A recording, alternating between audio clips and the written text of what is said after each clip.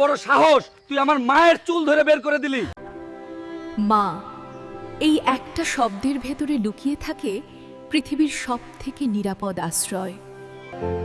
কিন্তু সেই মাই যদি একদিন নিজের সন্তানকে মানুষ করতে করতে জীবনের শেষ বয়সে এসে এক মুঠো ভাতের জন্য মানুষের দরজায় হাত পাততে বাধ্য হয়, তখন কি আকাশ কেঁপে ওঠে না? তখন কি জমিন লজ্জায় ফেটে যায় না?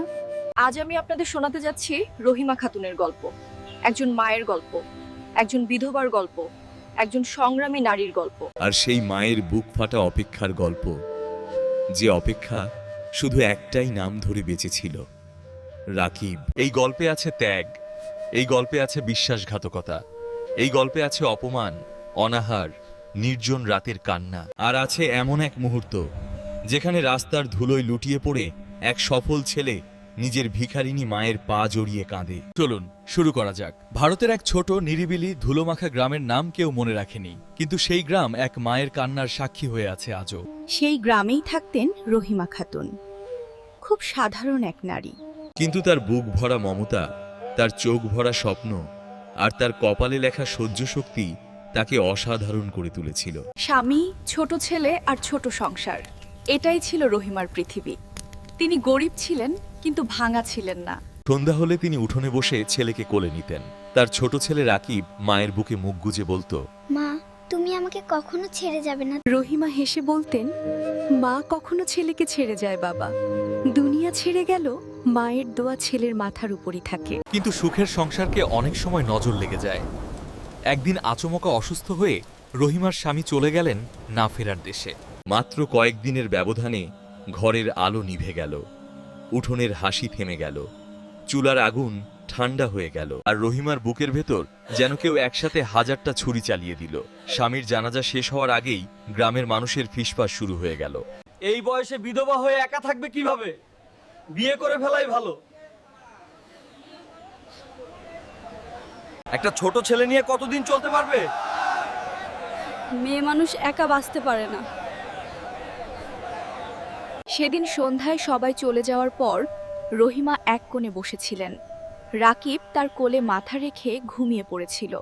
ছেলের নিষ্পাপ মুখটার দিকে তাকিয়ে রহিমার চোখে জল জমল। পরদিন সকালেই গ্রামের কয়েকজন বয়োজ্যেষ্ঠ আবার এসে বলল, রহিমা, জীবন থেমে থাকে না, আবার সংসার করো। রহিমা ছেলেকে বুকে টেনে নিয়ে দাঁড়িয়ে গেলেন। তার চোখে তখন কান্না ছিল, কিন্তু সেই কান্নার চেয়েও বড় ছিল আগুন। ভাবিস না, তোর ভালোর জন্যই বলছি। আমি আর বিয়ে করব না। আমার ভালো এখন এই ছেলেটা। আমি অন্য ঘরে গেলে আমার ছেলে কার কাছে মানুষ হবে? কার মুখের ঝামটা শুনবে?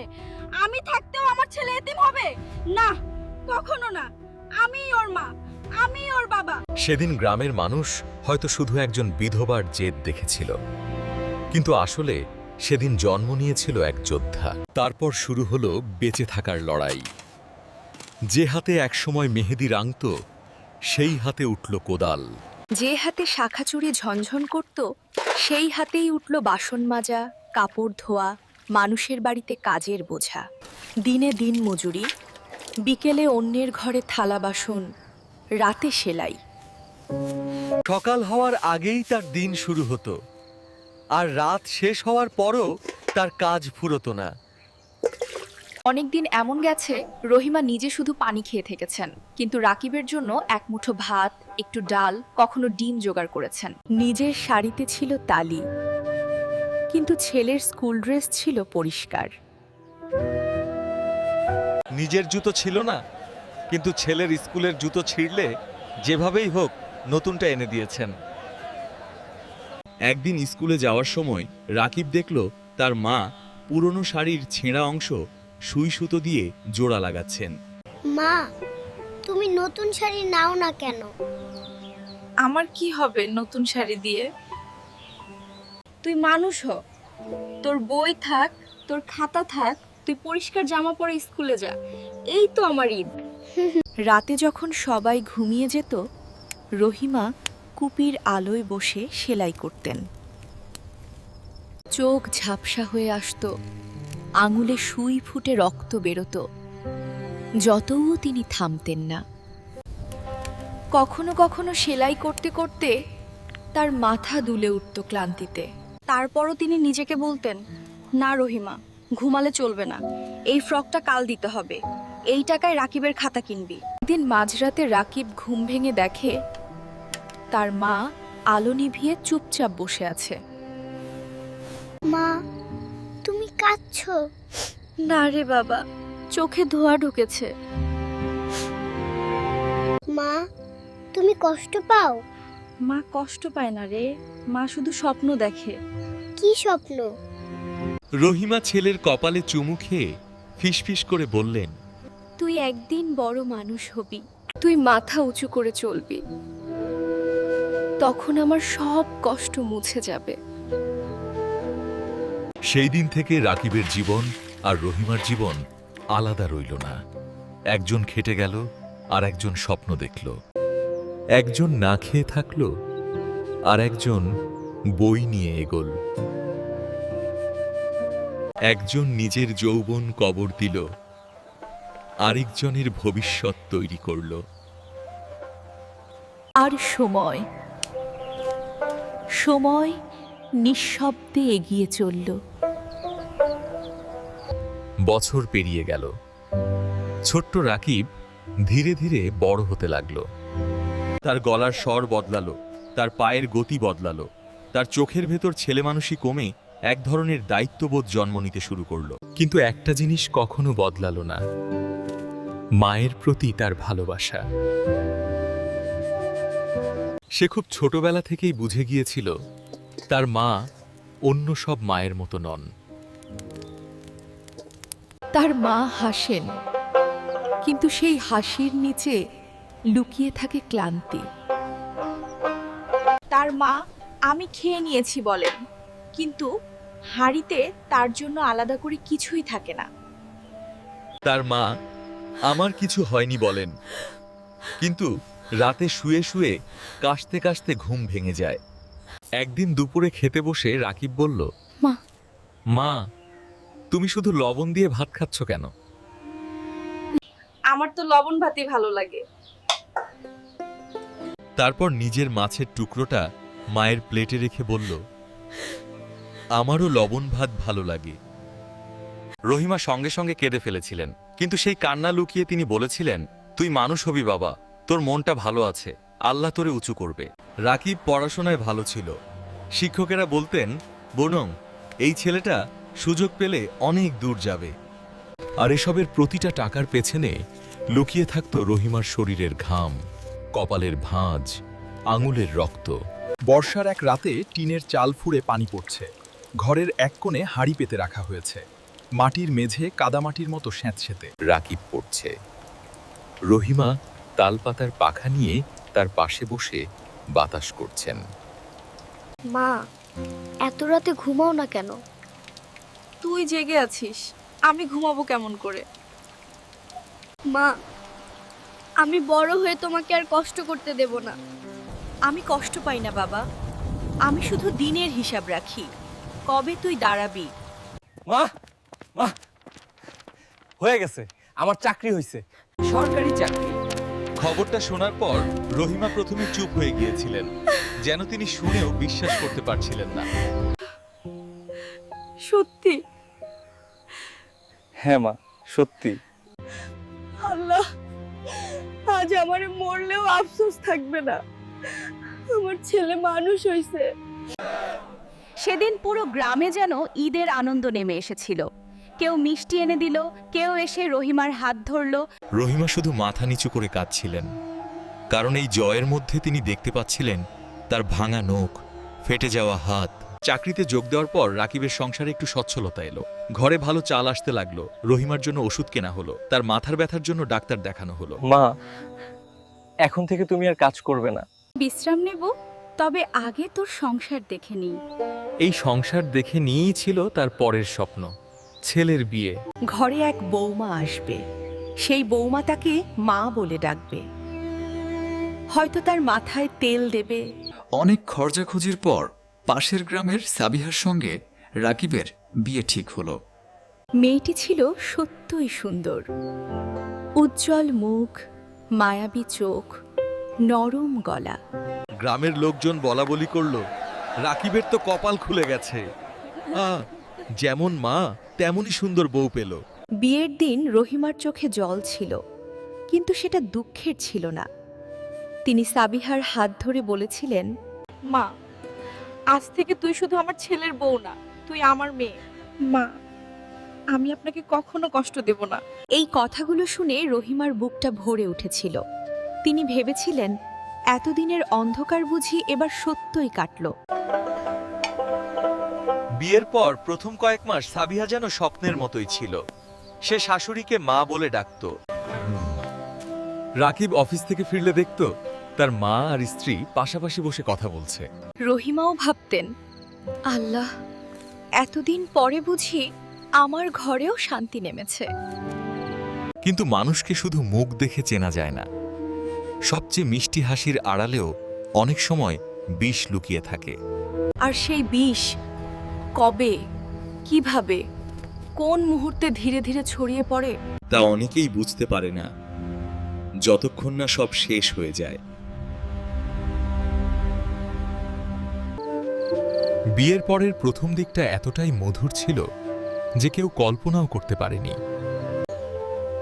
রাকিব যখন বাড়িতে থাকতো, সাবিহা যেন আদর্শ বৌমা। মা, দেখো না, তুমি তো এখন রাজরানী। আমার রাজত্ব তোর মুখের হাসি বাবা। কিন্তু এই সুখ ছিল মুখোশের মতো। রাকিবের চাকরি ছিল পাশের জেলায়। সপ্তাহে একবার, কখনো দুইবার বাড়ি আসতে পারত। সে বেরিয়ে যাওয়ার সঙ্গে সঙ্গে যেন ঘরের বাতাসও বদলে যেত। একদিন দুপুরে রহিমার শরীর খুব খারাপ ছিল। গা কাঁপছে, মাথা ধরেছে, হালকা জ্বর। তিনি বিছানায় আধশোয়া অবস্থায় সাবিহাকে ডাকলেন। বৌমা, একটু গরম পানি করে দিবি? শরীরটা খুব কাঁপছে মা। সাবিহা তখন আয়নার সামনে দাঁড়িয়ে নিজের গয়না গুছাচ্ছিল। এখন আবার কি চাই? শরীরটা ভালো লাগছে না। সাবিহা এবার ঘুরে দাঁড়িয়ে এমনভাবে তাকালো যেন সামনে তার শাশুড়ি নয়, বড় কোনো বোঝা দাঁড়িয়ে আছে। এই ভর দুপুরে গরম পানির আবদার? আমি কি সারাক্ষণ আপনার সেবা করার জন্য বসে আছি? আমি তো শুধু বললাম। শুধু বললেন? সারাদিন বসে বসে খান আর তারপর শুধু ফরমায়েশ। নিজের কাজ নিজে করতে পারেন না? সেদিন রহিমার বুকের ভেতরটা একটা শব্দ হয়েছিল, চুপচাপ ভেঙে যাওয়ার শব্দ। তিনি ভেবেছিলেন হয়তো মেজাজ খারাপ, হয়তো একদিনের রাগ, হয়তো নতুন সংসারের চাপ, কিন্তু না, সেটাই ছিল শুরু। তারপর ধীরে ধীরে বদলাতে থাকলো সবকিছু। রহিমার খাবার কমে গেল। কখনো ঠান্ডা ভাত, কখনো শুকনো রুটি, কখনো শুধু ডাল ভাত, কখনো কিছুই না। সাবিহা নিজে ভালো ভালো রান্না করে খেত আর রহিমার থালায় দিত বাসি খাবার। রহিমা মুখ খুলতেন না। একদিন সন্ধ্যায় রহিমা আলমারির কোণ থেকে নিজের পুরনো ছেঁড়া শাড়িটা বের করছিলেন। শাড়িটার কিনারা প্রায় ঝুরঝুরে। তিনি আস্তে করে বললেন, বৌমা, যদি একটা সস্তা শাড়িও কিনে দিতে। এই বয়সে এত সাজগোজের শখ কেন?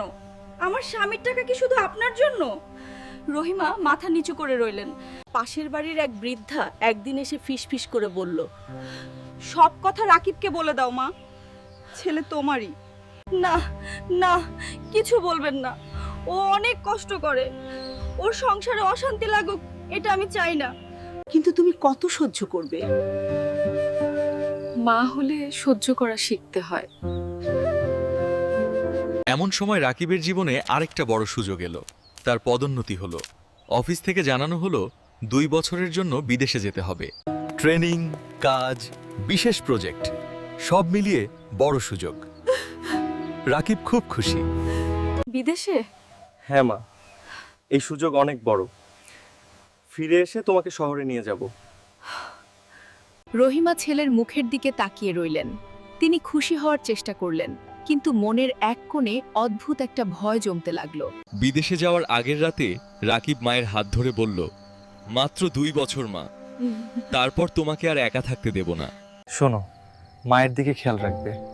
মা আমার সব। আপনি নিশ্চিন্ত থাকুন, মা আমারও মা। সেই রাতটায় রহিমা ঘুমাতে পারেননি।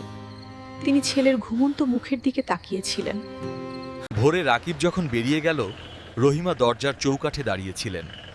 গাড়ি চোখের আড়াল না হওয়া পর্যন্ত তিনি তাকিয়ে রইলেন। তারপর নিঃশব্দে বললেন, আল্লাহ, আমার ছেলেটারে হেফাজত কইর। রাকিব বিদেশে যাওয়ার 3 দিনের মাথায় গভীর রাতে দরজা ধাক্কার শব্দে রহিমার ঘুম ভাঙল। তিনি বুঝে ওঠার আগেই সাবিহা কি হলো? যথেষ্ট হয়েছে, অনেক দিন সহ্য করেছি, এই বাড়ি থেকে বেরিয়ে যান। আমি কোথায় যাব মা? আমাকে মা বলবেন না,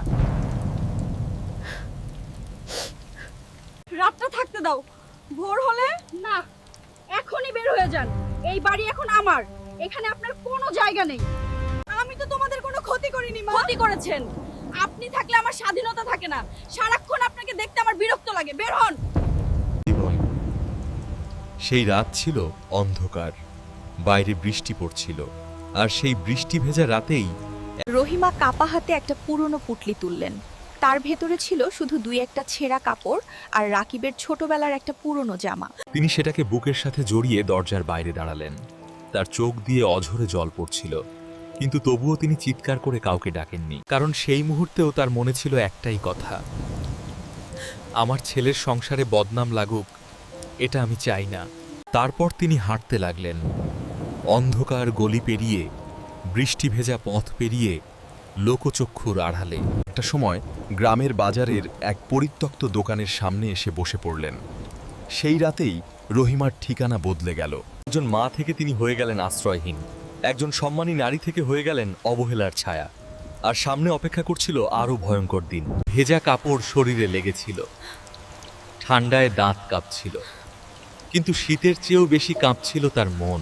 তিনি বারবার ভাবছিলেন, এটাই কি আমার শেষ ঠিকানা? আমি কি সত্যই আমার ছেলের ঘর থেকে বের হয়ে গেলাম? রাকিব যদি জানতো। কিন্তু পরক্ষণেই তিনি নিজের বুক শক্ত করলেন। না, ওকে জানতে দেওয়া যাবে বিধানা, ও বিদেশে একা আছে। একজন মায়ের ভালোবাসা কতটা নিঃস্বার্থ হলে তিনি নিজের অপমানও গোপন রাখেন। সকালে যখন বাজার খুলল, লোকজন আসা যাওয়া শুরু করলো। কেউ কেউ তাকে দেখে চিনে ফেলল। ওইটা কি রহিমা না? আরে রাকিবের মা? এখানে কেন? রহিমা মাথা নিচু করে বসে রইলেন, কারো চোখের দিকে তাকালেন না। কেউ একটা শুকনো রুটি দিল, কেউ আধা গ্লাস পানি দিল, কেউ আবার মুখ ফিরিয়ে চলে গেল। কারণ গরিবের দুঃখ দেখতে সবাই পারে, কিন্তু দুঃখের পাশে দাঁড়াতে সবাই পারে না। প্রথম কয়েকদিন তিনি ভিক্ষা করতে পারেননি। হাত তুলতে গেলেই হাত কেঁপে উঠত, গলা শুকিয়ে যেত। নিজেকে বলতেন, না আমি পারবো না। কিন্তু ক্ষুধা মানুষকে ভেঙে দেয়। 2 দিন না খেয়ে থাকার পর তিনি একদিন কাপা গলায় বললেন, বাবা একটু কিছু দাও। সেদিন তার নিজের কণ্ঠস্বরই তাকে লজ্জা দিল। একসময় যে নারী সবার সামনে মাথা উঁচু করে চলতেন, আজ তিনি এক মুঠো খাবারের জন্য হাত বাড়িয়েছেন। আর অন্যদিকে রাকিব বিদেশ থেকে প্রতি মাসে টাকা পাঠাচ্ছে, মোটা অঙ্কের টাকা। ভেবে নিচ্ছে তার মা এখন আরামেই আছেন। সাবিহা সেই টাকায় ঘর সাজাচ্ছে, গয়না কিনছে, সিল্কের শাড়ি পরছে, লোকজনের সামনে বড়াই করছে। রাকিবের পাঠানো চিঠি এসে পৌঁছায়। চিঠিতে লেখা, মা কেমন আছে, ওষুধ খাচ্ছে তো? সাবিহা চিঠি পড়ে ঠোঁট বেঁকিয়ে হাসত, তারপর কাগজ কলম নিয়ে বসে লিখত, তুমি চিন্তা করো না, মা খুব ভালো আছে। আজ সকালে দুধ রুটি খেয়েছে, মা এখন বিশ্রাম নিচ্ছে। তোমার কথা উঠলেই মা খুব খুশি হয়। কি ভয়ঙ্কর মিথ্যে! আর সেই মিথ্যের আড়ালে ঢাকা পড়ে থাকত এক মায়ের অনাহার, অপমান আর কাঁপতে কাঁপতে কাটানো রাত। অনেকেই চাইতো রাকিবকে খবর দিতে। গ্রামের পুরনো কয়েকজন মানুষ সহ্য করতে পারত না এই দৃশ্য। একদিন বাজারের এক দোকানদার বলল, মা আমি তোমার ছেলেকে সব বলে দিই। রহিমা সঙ্গে সঙ্গে ভয়ে চমকে উঠলেন। না বাবা, না, ওকে কিছু বলো না। কিন্তু তুমি যে শেষ হয়ে যাচ্ছ। হইলেও হই, আমার ছেলে যেন শান্তিতে থাকে। এই একটি বাক্যই প্রমাণ করে মা কখনো নিজের জন্য বাঁচেন না। এভাবেই 2 বছর কেটে গেল, দীর্ঘ 2 বছর। অনাহার, অবহেলা, বৃষ্টিতে ভেজা, শীতে কাঁপা, জ্বরে পড়া, অপমানে মুখ লুকানো। তার মুখের মাংস শুকিয়ে গেল, গালের হাড় বেরিয়ে আলো, চোখ দুটো কোটরে ঢুকে গেল, হাঁটার শক্তি পর্যন্ত প্রায় শেষ হয়ে এলো। এখন তিনি আর বেশি দূরে যেতে পারতেন না। কখনো বাজারের এক কোণে, কখনো রেল স্টেশনের প্ল্যাটফর্মে, কখনো নর্দমার ধারে বসে থাকতেন। তার গায়ে এমন ছেঁড়া কাপড় ছিল যা দিয়ে শরীর ঢাকতেও লজ্জা লাগত। তবুও তিনি হাত দিয়ে কাপড়টুকু টেনে টেনে ঠিক করতেন। কারণ অভাব মানুষকে ভিখারি বানাতে পারে, কিন্তু আত্মসম্মান পুরোপুরি কেড়ে নিতে পারে না। মাঝে মাঝে কেউ পাশ দিয়ে যেতে যেতে বলতো আহারে কি হাল হল। ওর বউ মানুষ না, ডাইনি। রাকিব যদি জানতো। না না, আমার বৌমা খারাপ না, আমি নিজেই বের হয়ে এসেছি। নিজের সন্তানের সম্মান বাঁচাতে, নিজের ছেলের সংসার বাঁচাতে একজন মা কিভাবে নিজের যন্ত্রণা পর্যন্ত মিথ্যে দিয়ে ঢেকে দেয়। একদিন খুব বৃষ্টি নামলো, আকাশ ফেটে পানি পড়ছে, প্ল্যাটফর্মে পানি জমে গেছে। রহিমা এক কোণে কুকড়ে বসে আছেন, পেটে দুদিনের ক্ষুধা, গায়ে জ্বর, ঠোঁট শুকিয়ে সাদা। তিনি মাথা তুলে আকাশের দিকে তাকালেন। মনে পড়ল আজ নাকি রাকিবের ফেরার কথা। তিনি চোখ বন্ধ করে কাঁপা গলায় বললেন, যদি আমার দিন ফুরিয়েও যায়, তার আগে অন্তত একবার আমার ছেলেরে দেখাও। সেদিন তিনি জানতেন কেজি না, ভাগ্য খুব কাছেই দাঁড়িয়ে আছে। টানা 2 বছর পর রাকিব দেশের মাটিতে ফিরল। হাতে উপহার, বুক ভরা আনন্দ, চোখে অদ্ভুত উচ্ছ্বাস। সে কল্পনা করছিল মা তাকে দেখে কাঁদবে, সে মায়ের হাত ধরে বলবে, আর কষ্ট নেই। এয়ারপোর্ট থেকে গাড়ি ভাড়া করে যখন সে গ্রামের দিকে ফিরছিল, বাজারের কাছে এসে জ্যামে আটকে গেল। অপেক্ষা করতে করতে সে জানালা নামাল। তার চোখ থেমে গেল রাস্তার এক কোণে। এক বৃদ্ধা নর্দমার পাশে বসা, গায়ে ছেঁড়া কাপড়, মাথা নিচু, সামনে একটা ময়লা প্লাস্টিকের বাটি। কেন জানি রাকিবের বুক হু হু করে উঠল। সে গাড়ির দরজা খুলে নামল, ধীরে ধীরে এগিয়ে গেল। বাবা একটা টাকা দিবি, দুদিন কিছু খাইনি। এই কণ্ঠস্বর, এই ভাঙা শুকনো কাঁপা গলা, এ তো তার শৈশব। এ তো সেই সুর, যে সুর বলতো, ভয় পাস না বাবা, আমি আছি। রাকিবের বুকের ভেতর যেন বাজ পড়ল। তার ঠোঁট কাঁপতে লাগল, চোখ বিস্মারিত হয়ে গেল। তারপর হঠাৎ সে চিৎকার করে উঠল, মা! বৃদ্ধা নারীটা বিদ্যুৎস্পৃষ্টের মতো কেঁপে উঠলেন, ধীরে ধীরে মুখ তুললেন। ঝাপসা ডুবে যাওয়া চোখ দুটো সামনের মানুষটার দিকে তাকালো। রাকিব! এতদিনের জমে থাকা বেদনা, অপেক্ষা, শূন্যতা, অপমান, সব যেন সেই এক মুহূর্তে এসে দাঁড়ালো মা আর ছেলের মাঝখানে। কিন্তু সবচেয়ে ভয়ঙ্কর, সবচেয়ে হৃদয় বিদারক ঘটনা তখনও বাকি ছিল। রহিমা ছেলেকে জড়িয়ে ধরলেন না, বরং তাড়াহুড়ো করে নিজের ছেঁড়া কাপড়টুকু টেনে শরীর ঢাকার চেষ্টা করতে লাগলেন। তিনি চাননি তার সফল, সম্মানিত বড়লোক ছেলে তার এই ভিখারিনী চেহারা দেখুক। না বাবা, কাছে আয় না, আমি ভিখারি না, আমি শুধু একটু বসেছিলাম। মা, তুই এইখানে কেন? চলে যা বাবা, আমি ভালো আছি, আমি ভিক্ষা করি না। এই কথাগুলো শুনে রাকিব আর দাঁড়িয়ে থাকতে পারল না। সে মাটিতে হাঁটু গেড়ে বসে পড়ল। রাস্তার ধুলো, কাদা, নর্দমার গন্ধ, কিছুই তখন তার কাছে কিছু ছিল না। মা, আমাকে মাফ করে দাও, আমি কিছু জানতাম না, আমি পাপী, কুলাঙ্গার। রাস্তার মানুষ থেমে গেল, সবাই নিঃশব্দে তাকিয়ে রইল।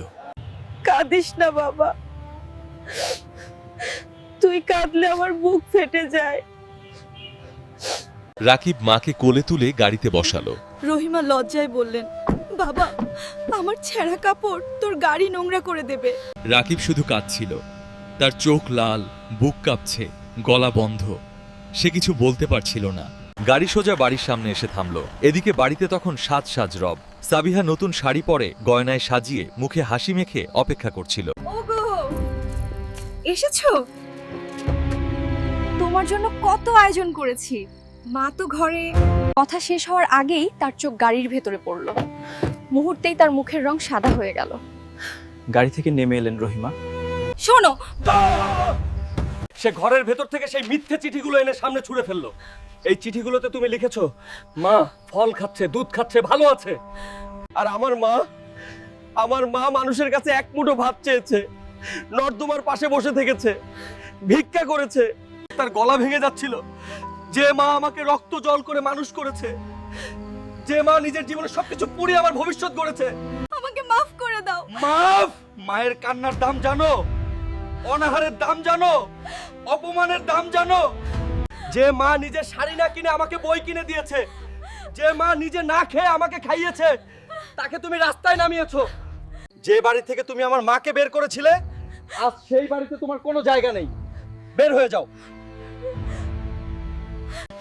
সাবিহা ভেঙে পড়লো, কাঁদতে কাঁদতে মাটিতে বসে গেল, কিন্তু গ্রামের কেউ এগিয়ে এলো না। ঠিক সেই সময় সবাইকে অবাক করে দিয়ে রহিমা এগিয়ে এলেন, কাঁপতে কাঁপতে লাঠিতে ভর দিয়ে। রাকিব হতবাক। মা, তুমি কি বলছো? রহিমা সাবিহার দিকে তাকালেন। সেই দৃষ্টি রাগ ছিল না। অনেক বড় ভুল করেছে, কিন্তু ও তোর ঘরের মানুষ, ও যদি রাস্তায় পড়ে যায়। রাকিব নিথর হয়ে গেল। সে মায়ের দিকে তাকিয়ে রইল। মা, আমি পাপ করেছি, আমি মানুষ ছিলাম না, আপনি আমাকে মাফ করে দিন। রহিমা চোখ মুছে বলে, মানুষ ভুল করে, কিন্তু ভুল বুঝে ফিরে আসতে পারলেই মানুষ বড় হয়। সাবিহা ভেতর থেকে ভেঙে পড়ল। অনুশোচনা তাকে বদলে দিল। সে নিজের হাতে রহিমাকে গোসল করাতো। রাকিবও আর মাকে চোখের আড়াল করত না। সে প্রায়ই মায়ের হাত ধরে বসে থাকত আর চোখ মুছত নিঃশব্দে। রহিমা আবার ঘরে ফিরলেন। ফিরে পেলেন বিছানা, ভাত, ওষুধ, যত্ন, সম্মান। কিন্তু তার চোখে মাঝে মাঝে জল এসে যেত। বাজারের রাস্তা দেখলে, প্ল্যাটফর্মের দিকে তাকালে, পুরনো বৃষ্টির গন্ধ পেলে সব মনে পড়ে যেত। এই গল্প শুধু রহিমা খাতুনের গল্প না, এই গল্প সেই সব মায়ের গল্প যারা নিজের ক্ষুধা লুকিয়ে সন্তানের পেট ভরাচ্ছেন। এই গল্প সেই সব মায়ের গল্প। মনে রাখবেন, মা কোনোদিন নিজের জন্য বাঁচেন না। তিনি সন্তানের প্রথম আশ্রয়, শেষ দোয়া আর জীবনের সবচেয়ে বড় নেয়ামত। আজ আপনার মা হয়তো রহিমার মতো রাস্তায় নেই, কিন্তু আপনি কি সত্যই তার খোঁজ রাখছেন? আপনি কি তার ওষুধের খবর নেন? আপনি কি তার একাকিত্ব বোঝেন? আপনি কি কখনো জিজ্ঞেস করেন, মা তুমি ভালো আছো তো? কারণ সব মা মুখ ফুটে কষ্ট বলতে পারেন না। অনেক মা চুপচাপ সহ্য করেন, অনেক মা কাঁদেন অন্ধকারে, অনেক মা সন্তানের সুখের জন্য নিজের কান্না গিলে ফেলেন। তাই সময় থাকতে মায়ের হাত ধরুন, মাকে ভালোবাসুন, মাকে সম্মান করুন, তার পাশে বসুন, তার কষ্টের কথা শুনুন। কারণ পৃথিবীর সব ঋণ শোধ করা যায়, কিন্তু মায়ের ঋণ কোনোদিন শোধ করা যায় না। আর একটা কথা, যেদিন মা থাকবে না, সেদিন পৃথিবীর সর্বোচ্চ নরম জায়গাটাও আপনার কাছ থেকে চিরদিনের জন্য হারিয়ে যাবে।